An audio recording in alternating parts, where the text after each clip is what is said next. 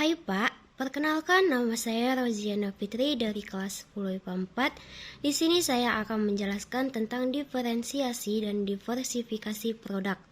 Sebelum saya menjelaskan diferensiasi dan diversifikasi produk, saya akan mendefinisikan apa itu produk. Dalam bisnis, produk ialah barang atau jasa yang bisa diperjualbelikan. Dalam marketing, produk ialah apapun yang bisa ditawarkan ke sebuah pasar dan bisa memuaskan sebuah keinginan atau kebutuhan konsumen.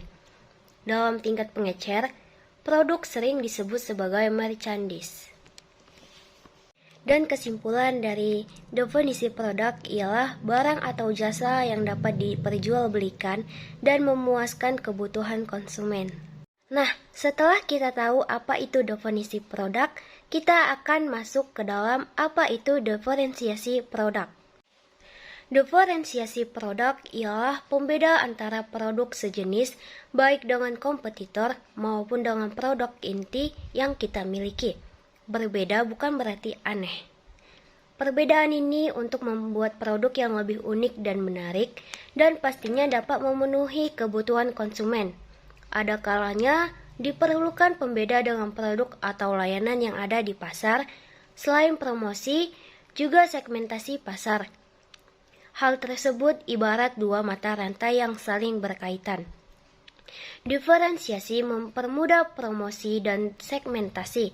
Banyaknya produk sejenis mengharuskan memiliki pembeda agar dapat menarik konsumen.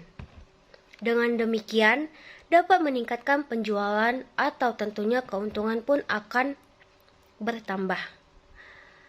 Oleh sebab itu, melakukan inovasi yang merupakan bagian dari diferensi produk sangatlah penting. Strategi yang harus kita lakukan dalam diferensiasi produk ialah 1. Mengetahui kebutuhan konsumen. Strategi yang pertama dalam diferensiasi produk ialah mengetahui kebutuhan konsumen. Konsumen tentunya akan merasa dipedulikan dengan mendapatkan produk yang dibutuhkan. Maka diferensiasi dalam pelayanan haruslah diutamakan.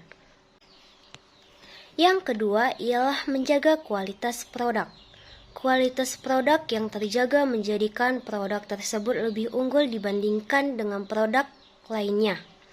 Tentunya konsumen akan memilih produk yang berkualitas.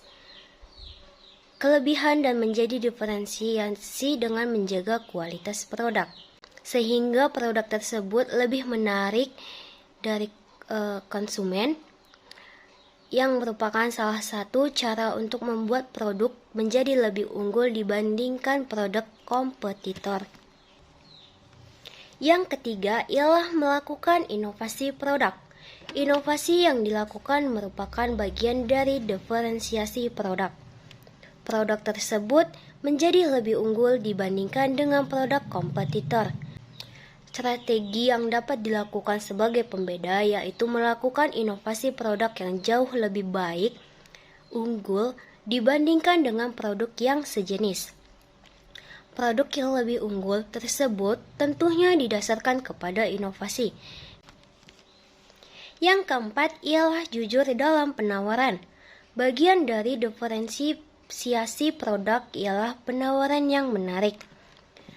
Hal itu bisa dilakukan dengan cara jujur dalam penawaran, termasuk diantaranya mengungkapkan kelebihan dan kekurangan produk pada konsumen. Konsumen akan memilih produk tersebut berdasarkan kenyamanan dari pelayanan yang didapatkan. Oleh sebab itu, ungkapkan deskripsi produk dengan jujur. Yang kelima ialah mengajak persepsi pada konsumen. Persepsi bisa dilakukan dengan cara promosi, penawaran, sekaligus ajakan.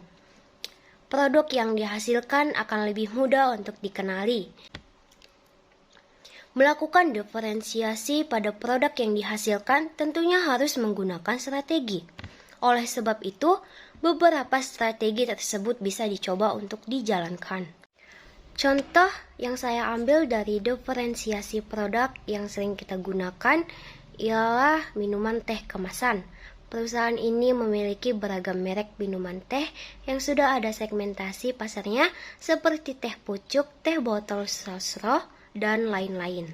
Setelah ini kita akan masuk ke dalam diversifikasi produk.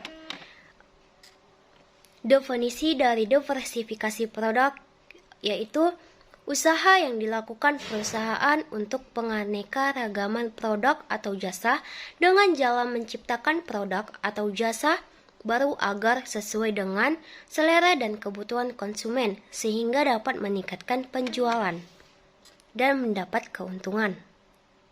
Tujuan diversifikasi perusahaan yang pertama meningkatkan perolehan laba. Diversifikasi produk juga dapat membantu perusahaan menghindari risiko rugi saat ada merek produknya yang tidak laku. Yang kedua ialah memperluas market share. Tujuan diversifikasi ialah untuk memperluas market share atau disebut juga dengan pangsa pasar. Bagi sebuah perusahaan, pangsa pasar ialah komponen penting penentu kesuksesan bisnis, terutama jika memiliki banyak kompetitor. Yang ketiga, mencegah kebosanan masyarakat atas suatu produk. Dengan melakukan diversifikasi, Anda dapat menghindari perusahaan dari mengalami penurunan profit. Yang keempat ialah personalisasi produk sesuai karakteristik target pasar. Sebagai seorang pengusaha, Anda tidak dapat memungkiri bahwa setiap produk memiliki target pasar dengan persona berbeda. Anda bisa membuat berbagai produk yang sifatnya terpersonalisasi menyesuaikan karakter target pasarnya. Yang kelima, membantu mengalahkan kompetitor. Kombinasi pengusahaan market share, inovasi, serta personalisasi produk akan membuat perusahaan Anda lebih mudah unggul daripada kompetitor. Di sini saya akan mengambil contoh yaitu teh botol sosro. Teh botol sosro memiliki persaingan yang begitu ketat dari banyaknya teh dalam kemasan botol yang beredar di pasaran. Berdasarkan data pada PT Sinar Sosro, terdapat 7 merek teh dalam kemasan botol yang beredar di Indonesia, yaitu Fruity, Teps, ST, Presti, Tekita, teh botol sosro. PT Sinar Sosro pada saat ini dihadapkan pada berbagai saingan produk minuman ringan yang tidak hanya dari pesaing lokal, namun juga pesaing asing. Persaingan berbagai merek teh dalam kemasan botol membuat perusahaan lebih berhati-hati dalam merancang strategi pemasarannya.